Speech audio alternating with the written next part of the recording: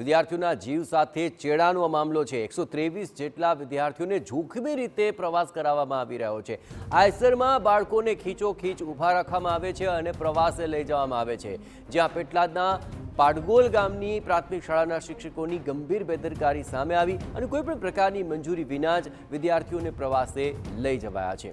અહીં આયસરમાં વિદ્યાર્થીઓને વડતાલ અને વિદ્યાનગરનો પ્રવાસ કરાવાયો હતો, જોકે ઉચ્ચ વિભાગમાં જાણ કર્યા વિના કમર્શિયલ વાહનની અંદર આ પ્રવાસ કરાવાયો। પણ જો કોઈ દુર્ઘટના ઘટી હોત તો જવાબદારી કોણ ઉઠાવત તે સૌથી મોટો સવાલ આવી રહ્યો છે સામે। તો આણંદ પ્રાથમિક સ્કૂલની આ બેદરકારીનો ગંભીર મામલો છે। શિક્ષણ મંત્રી દ્વારા તપાસના આદેશ આપવામાં આવ્યા છે।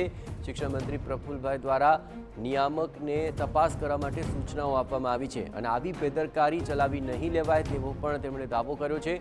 કોઈ શાળામાં પ્રાઇવેટ વાહનોમાં વિદ્યાર્થીઓને નહીં લઈ જવામાં આવે, જે તે શાળાના પ્રિન્સિપાલ સામે આ અંગે કાર્યવાહી કરવાનો પણ તેમણે દાવો કર્યો છે। ગુજરાતમાં ફરી તમામ ટીઓ અને પ્રિન્સિપાલને પ્રવાસ બાબતે સૂચનાઓ આપવામાં આવશે। વિદ્યાર્થીઓની જવાબદારી સ્કૂલના પ્રિન્સિપાલ અને ટ્રસ્ટીની જ હોવાનો તેમણે દાવો કર્યો છે।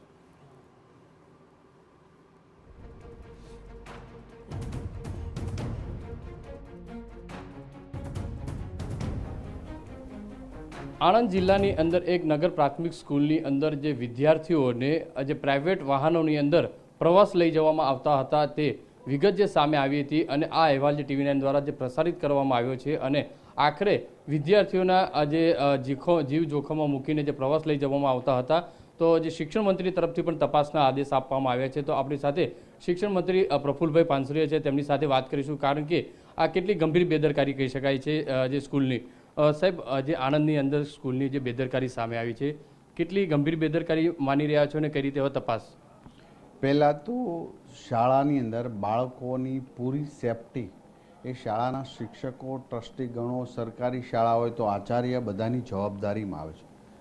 માનો કે કોઈ પરિપત્ર નથી, કોઈ ગાઈડલાઇન્સ નથી, તો પણ એક માનવીયતા, સંવેદના સાથે બાળકની કેર કરવી એ શાળાના શિક્ષકો અને ટ્રસ્ટીગણો ઉપર હોય છે। અમે રાજ્ય સરકાર દ્વારા ચોક્કસ પ્રવાસની ગાઈડલાઇન્સ પણ જાહેર કરી દીધી છે। આ રીતે ખુલ્લા ટેમ્પામાં 100 બાળકો લઈ જવા એ ગંભીર બાબત કહેવાય મારી દૃષ્ટિએ, અને એ પ્રવાસ થવો એ પણ બહુ જરૂરી છે। પ્રવાસને હું પ્રોત્સાહિત કરી રહ્યો છું, દરેક શાળાએ પ્રવાસ કરવો જોઈએ એમાં હું માનું છું, કારણ કે પ્રવાસ એ બાળકો માટેનું આજીવન સંભાળવું હોય છે ને એમાંથી ઘણું જાણે જોવે છે। પરંતુ કુદરતી ઘટના ન ઘટે એ હેતુથી આપણે સેફટી પહેલાં જરૂરી છે। તો મેં આજે પણ મારા નિયામકશ્રીને સૂચના આપી છે, અમે પરિપત્ર અને ગાઈડલાઇન્સ દરેક શાળા સુધી પહોંચાડી છે।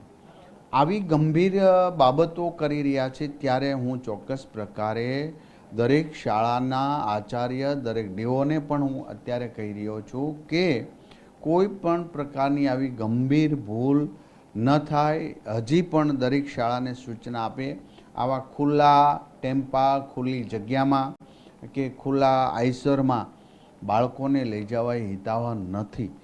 તો આ એક પ્રકારની પ્રભુ કૃપાએ કોઈ દુર્ઘટના ઘટી નથી, પણ આપણે દુર્ઘટના ઘટવાની રાહ જોવી એવું કરવું જોઈએ તો એ પહેલાં પાણી આવે એ પહેલાં પાળ બાંધવી જોઈએ।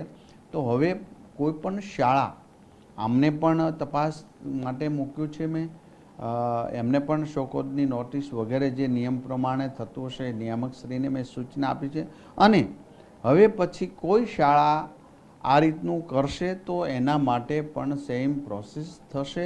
એટલે હવે આ ઘણીવાર સુધરવાની તક પણ હોય છે। તો એ બાળકો એ આપણા માટે ભગવાન સ્વરૂપ હોય છે અને એના બાબતમાં આપણે ખૂબ ગંભીરતા લઈ એવો મારો સંદેશો વ્યક્તિગત છે। સર, તપાસની અંદર કોઈ બેદરકારી સ્કૂલ ટ્રસ્ટી અથવા તો પ્રિન્સિપાલની આવશે તો સામે કાર્યવાહી, કારણ કે સર અવારનવાર આ રીતની બેદરકારીઓ સ્કૂલોની અંદર જોવા મળતી હોય છે, વિદ્યાર્થીઓના જીવના જોખમે। બેદરકારી જ છે, આ એક પ્રકારની બેદરકારી છે, એમાં કોઈ હું બચાવ કરું કે એમને પહેલું કરું નહીં, પરંતુ આ એક સુધરવાની તક પણ છે અન્ય શાળાઓમાં આ રીતના પ્રવાસ ન લઈ જવો જોઈએ એ પણ સંદેશો ગુજરાતમાં પહોંચશે અને આ બાબતમાં મેં નિયામકશ્રીને વાત કરેલી છે. સર, આપ સાહેબે કીધું કે વિદ્યાર્થીઓને પ્રવાસ લઈ જવા જરૂરી છે, તો શું ગાઈડલાઈનો આધારે તેમને લઈ જવા જોઈએ? એક તેમનું એક પરિબળ હોય છે વિદ્યાર્થીઓને પ્રવાસ જવું, કારણ કે અનેક વસ્તુ જાણવા મળતી હોય છે, પણ નિયમોના આધારે જવું જરૂરી હોય. એ તમામ પ્રકારના નિયમો સાથેની ગાઈડલાઇન્સ અમે જિલ્લા શિક્ષણ અધિકારીથી લઈને દરેક શાળા સુધી આ પહોંચાડેલું છે. તો એ કોઈ પણ પ્રવાસ થાય ત્યારે ત્યાંના જિલ્લા શિક્ષણ અધિકારીને એ જાણ કરવાની રહી છે.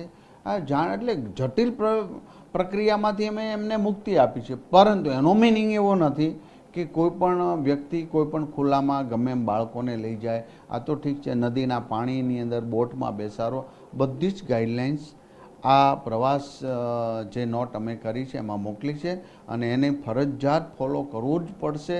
એમાં કંઈ ગંભીર બેદરકારી કે કોઈ પણ દુર્ઘટના ઘટે તો જે તે જવાબદારી શાળાની રહેશે.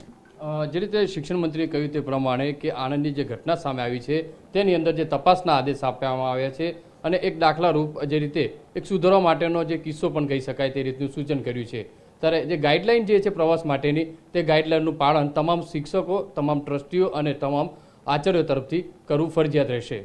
કેમેરામેન સંજય ચંડલ સાથે બલદેવ સુથાર, TV9 સુરત.